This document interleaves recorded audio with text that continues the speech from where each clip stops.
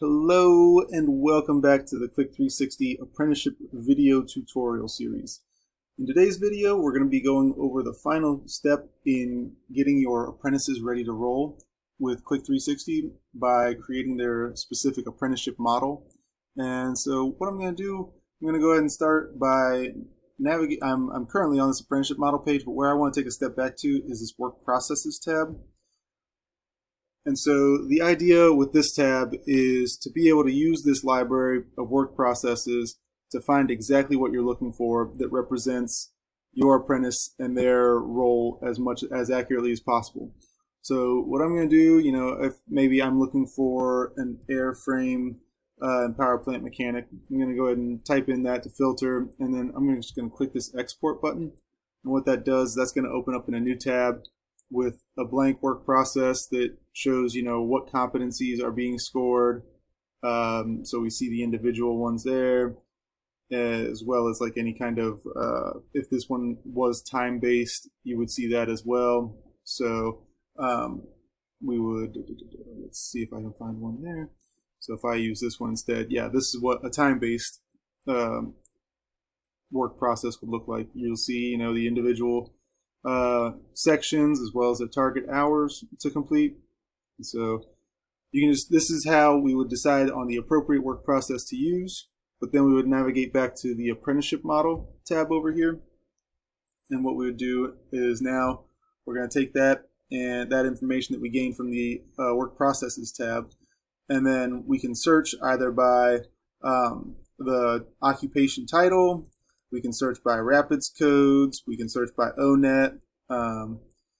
So whatever makes the most sense for you, whatever's most convenient there. So I'm gonna, stick with this one here. And all right, so we've decided on our occupation, and then we're going to give it a start date. I'll say July 1st, and then we'll give it a due date, and we'll say July 1st, 3 years from now. And then now we've decided what it is and when it is. Now we just got to figure out who. So you'll see that hazard is locked here based on my logged in user information. So what I'm going to do is I'm going to use this level 2 drop down and be able to select the company that I have in my flow, as well as the associated apprentices, individual apprentices. So you'll see like we have that individual Craig here that we're going to go ahead and assign to this apprenticeship model. And you'll see it's also got me listed as the review manager for this apprenticeship model. But then we're just going to click next, and now you'll see these are the default competencies associated with this particular airframe and power plant mechanic work process. And so if you want to see the individual statements, you can click on the little tooltip, and it'll break out individual statements that you can see right from this page. And then you can also, from here, you have the option to either add additional competencies that have been created within the organization already.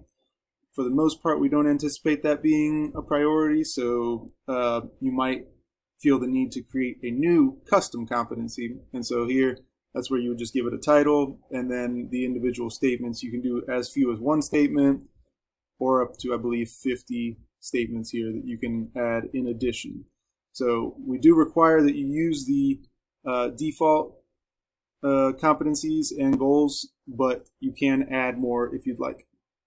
So now if I go back and select a different airframe, the other one that we've got here that is a goal-based work process, if I click next, you'll see now we have those goals and those hours in here as well. And so what you can do, and similar to what we have on the competency side, is you can view and edit a little bit. You can edit, like if you want to give it smaller due dates, like if you want this aircraft anti-ice / de-ice systems done within the first 6 months of being an apprentice, you can do that by just changing the due dates within here.